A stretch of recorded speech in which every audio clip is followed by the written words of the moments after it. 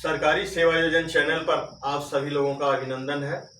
आज हम आप लोगों से बात करने वाले हैं सेवा योजन विभाग उत्तर प्रदेश बच्चों के लिए एक प्रशिक्षण कार्यक्रम लेके आया है और ये प्रशिक्षण कार्यक्रम विगत कई वर्षों से चल रहा है, लेकिन होता क्या है कि लोग इसको महत्व नहीं देते हैं।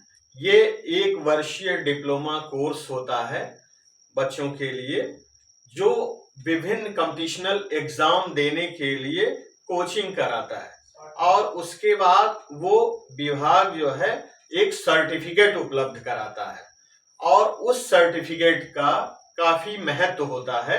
जब आप गवर्नमेंट डिपार्टमेंट में नौकरी के लिए आवेदन करते हैं तो उसमें काफी महत्व रखता है इस विभाग का सर्टिफिकेट। और विभाग कोचिंग के साथ साथ आपको छात्रवृत्ति भी प्रदान करता है और ये जो कोचिंग कार्यक्रम है, ये जो प्रशिक्षण कार्यक्रम है, ये बिल्कुल निःशुल्क होता है।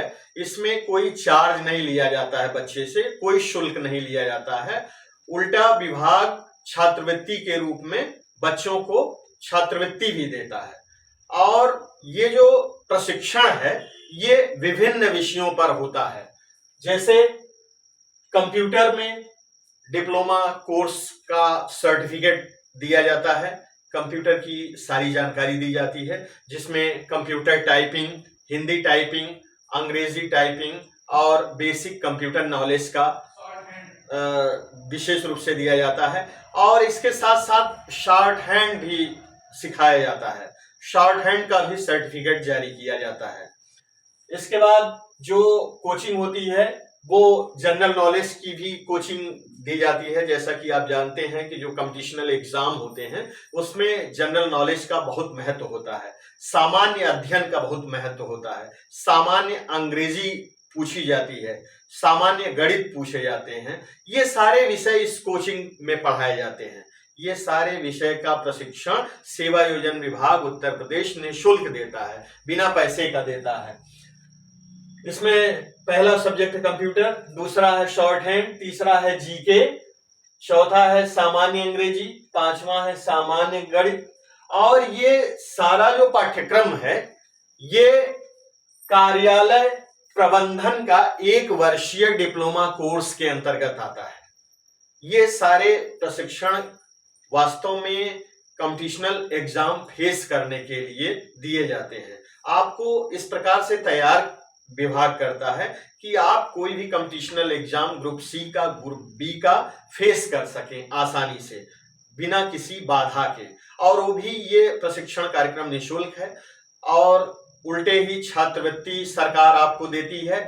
सबसे अच्छी बात यह है कि ये जो एक वर्षीय डिप्लोमा कोर्स है, इसका जब आप सर्टिफिकेट हासिल कर लेते हैं और उस सर्टिफिकेट को आप गवर्नमेंट जॉब में लगाते हैं तो आपको प्राथमिकता मिलती है। आपने देखा होगा कि अभी पिछले दिनों बाबा राघव दास मेडिकल कॉलेज से एक वैकेंसी आई थी, तो उसमें स्पेशली कहा गया था कि गवर्नमेंट संस्था से जारी किया हुआ कंप्यूटर कोर्स होना चाहिए। अब उसमें लोग एडीसीए लगा रहे थे, जबरदस्ती उसमें ट्रिपल सी लगा रहे थे।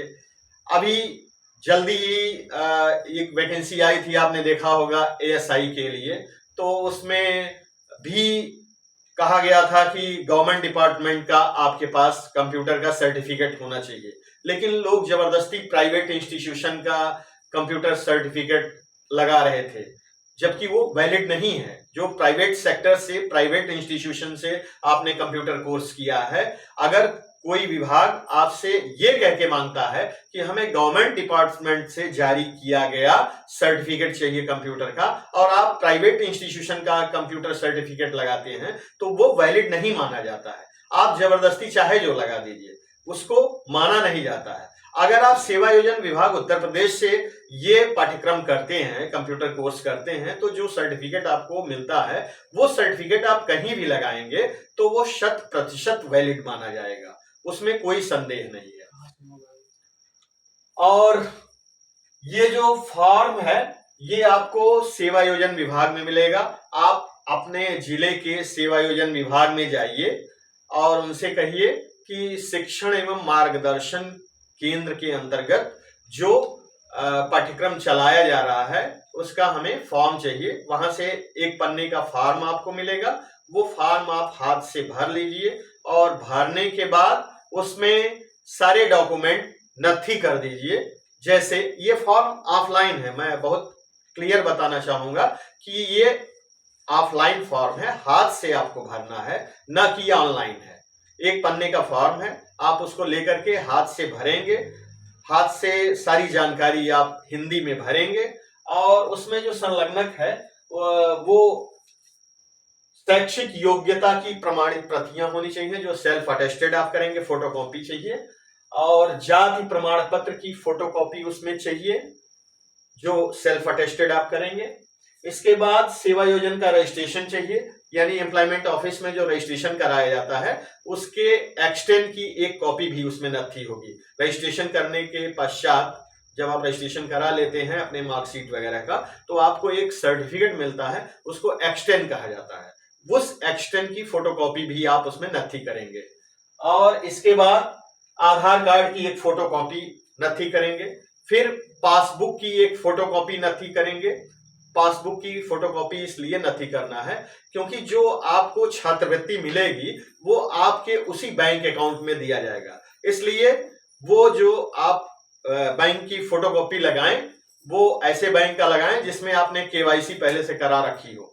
क्योंकि कई बार ऐसा होता है कि ऐसे बैंक का आपने लगा दिया बैंक पासबुक जिसमें आपने केवाईसी नहीं करा के लगाया या कई वर्षों से आपने ट्रांजैक्शन नहीं किया है, तो वो पैसा आपके खाते में नहीं जाता है। इसलिए ध्यान रखें कि उसी बैंक का आप पासबुक नथी करेंगे फोटोकॉपी जिसमें आपने केवाईसी लगाया हो, यानी जिसमें आपका ट्रांजैक्शन हो रहा हो, उसी का आप लगाएंगे। क्योंकि इसमें 200 रुपए पर मंथ के हिसाब से आपके बैंक अकाउंट में पैसा सरकार देती है, यानी महीने का 2400 रुपया 2400 रुपया साल का आपको मिलेगा। महीने का 200 यानी पूरे एक साल का 2400 रुपया आपके खाते में सरकार भेजती है। फिर 2 लिफाफा आप लगाएंगे जिसमें 10-10 रुपए का डाक टिकट लगा हो और आप अपना नाम और पता और मोबाइल नंबर उस लिफाफे में जरूर लिख दें। जो 2 लिफाफा आप नथी करेंगे फॉर्म के साथ, उसमें 10-10 रुपए का डाक टिकट लगा के चिपका दीजिए और उसमें अपना नाम, पूरा पता और मोबाइल नंबर जरूर लिखें। इसके साथ ही एक फाइल कवर लगाइए। फाइल कवर के अंदर वो फॉर्म रखिए जिसमें आपने सारे फोटो स्टेट को नथी किया हुआ है और एक फोटो भी आपको उसमें चस्पा करना है जो हाल का खींचा हुआ हो। बहुत ज्यादा दिन पुराना फोटो ना लगाइए। अब हम बात कर लेते हैं कि इसको फॉर्म भरने के लिए एलिजिबल कौन कौन से लोग हैं। जो लोग इंटरमीडिएट किए हों वो इस फॉर्म को आवेदित कर सकते हैं। इंटरमीडिएट चाहे आप साइंस साइड से किए हो, आर्ट साइड से किए हो या किसी भी विषय से किए हो, इसमें विषय की प्रतिबद्धता नहीं है। आप किसी भी विषय से इंटरमीडिएट हो, आप इस फॉर्म को भर सकते हैं। इसमें उम्र जो मांगी गई है वो 18 से 35 वर्ष के बीच में मांगी गई है, यानी आपकी उम्र 18 से 35 वर्ष के बीच में होना चाहिए। आरक्षित वर्ग को नियमानुसार ऊपरी आयु सीमा में छूट भी दी जाएगी। ये तो रहा कि मतलब क्या क्या लगेगा और इसके महत्व के बारे में भी हमने आपको बताया। जैसा कि आप लोग जानते हैं कि तमाम इस टाइप के कोर्स चल रहे हैं, जैसे कि अभी ओ लेवल का भी आता है, वो अन्य पिछड़ा वर्ग के लोग ही भर सकते हैं। वो अन्य पिछड़ा वर्ग उत्तर प्रदेश के माध्यम से कोर्स चलाया जाता है ओ लेवल का, तो उसका फॉर्म जो निकलता है वो विकास भवन में आवेदित किया जाता है। ठीक उसी तरीके से ये भी है, लेकिन वो निलिट से कराया जाता है और इसको सेवायोजन विभाग उत्तर प्रदेश स्वयं संचालित करता है। इसलिए सेवायोजन विभाग उत्तर प्रदेश चूंकि इसकी गवर्निंग बॉडी है, इसलिए इस कोर्स का जो सर्टिफिकेट है वो काफी महत्वपूर्ण है सारे लोगों के लिए। अब ध्यान देने वाली बात यह है कि लास्ट डेट क्या है। फॉर्म भरने की जो लास्ट डेट है वो 22 मार्च 2023 है और इसके के जो साक्षात्कार की तिथि है वो 24 मार्च 2023 है। ध्यान रहे कि इसमें कोई लिखित परीक्षा नहीं होती है, कोई एंट्रेंस एग्जामिनेशन नहीं होता है। आप जब फॉर्म जमा कर देंगे तो इसके बाद वो इंटरव्यू लिया जाता है। तो इंटरव्यू में आपसे कोर्स के बारे में पूछा जाता है कि आप कौन सी पढ़ाई कर रहे हैं, फिर आगे आप कौन सी पढ़ाई करना चाहते हैं, आपका इंटरेस्ट किस में है, किस विभाग में आप जाना चाहते हैं। उस इंटरव्यू का जो मेन मोटो होता है वो ये जानने का होता है कि क्या आप कोई अगली पढ़ाई तो नहीं कर रहे हैं। जिसे कई बार होता है ये है कि लोग बीए कर रहे हैं, बीएससी कर रहे हैं, एमए कर रहे हैं, एमएससी कर रहे हैं, तो वो जो फॉर्म वो लोग भरते हैं तो उनको वेटेज नहीं मिलता है। वेटेज उन बच्चों को मिलता है जो आगे की पढ़ाई नहीं कर रहे हैं। कई बार ऐसा होता है कि लोग कहीं से BA, BSc, MA, MSc, MCom कर रहे होते हैं और आकर के यहाँ भी ये फॉर्म भर देते हैं। तो उससे क्या होता है कि दोनों कोर्स आप एक साथ नहीं कर सकते। तो इसलिए आप ये ध्यान रखिए कि अगर वहाँ इंटरव्यू में पूछा जाए तो आप ये नहीं कहेंगे कि आप कोई और पढ़ाई कर रहे हैं। ठीक है, आप पढ़ाई कर रहे हैं, करते रहिए, लेकिन वहाँ इंटरव्यू में ये नहीं बताना है कि आप अगली पढ़ाई कोई कर रहे हैं। ये साक्षात्कार की तिथि जो है वो 24 मार्च 2023 है। फॉर्म भरने की लास्ट डेट जो है वो 22 मार्च 2023 है। भर के जमा करना। लेकिन ये भी ध्यान रखिए कि ये जो लास्ट डेट है 22 मार्च 2023 ये आगे भी बढ़ती रहती है। हर साल ऐसी स्थिति बनती है कि जब पर्याप्त फॉर्म विभाग के पास नहीं पहुंचता है तो विभाग इस लास्ट डेट को बढ़ा देता है। तो लास्ट डेट बढ़ते बढ़ते कई बार स्थिति ऐसी हो जाती है कि 30 अप्रैल लास्ट डेट हो जाता है। लेकिन फिलहाल अभी जो है लास्ट डेट वो 22 मार्च 2023 ही है। लेकिन अगर कैंडिडेट नहीं मिलते हैं तो वो धीरे धीरे लास्ट डेट को एक्सटेंड किया जाता है और वो लास्ट डेट बढ़ते बढ़ते 30 अप्रैल तक जाता है। भर के जो आप फॉर्म जमा करेंगे वो सेवायोजन विभाग उत्तर प्रदेश में जमा करेंगे। मतलब जो आपके जिले का सेवायोजन विभाग है वहां ले जा करके आप फॉर्म को बाई हैंड जमा करेंगे। मतलब इसको रजिस्ट्री नहीं भेजना है, इसको ऑनलाइन नहीं करना है। आप फॉर्म भरने के बाद अपने जिले के सेवायोजन विभाग में ले जा करके बाई हैंड फॉर्म जमा कर दीजिए।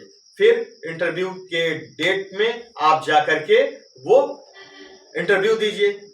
इसमें जो सबसे महत्वपूर्ण बात है कि ये जो प्रशिक्षण है वो केवल और केवल आरक्षित वर्ग के लोगों के लिए ही है।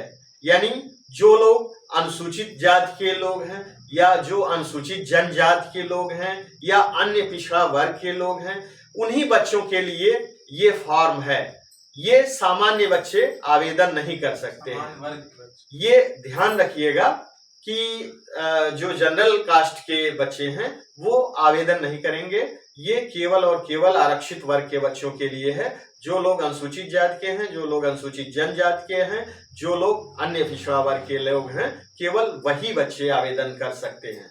अगर ये वीडियो हमारी अच्छी लगी हो तो आप इसको ज्यादा से ज्यादा लोगों तक पहुंचाइएगा और इसको सब्सक्राइब करिएगा, बेल आइकन दबाइएगा। धन्यवाद।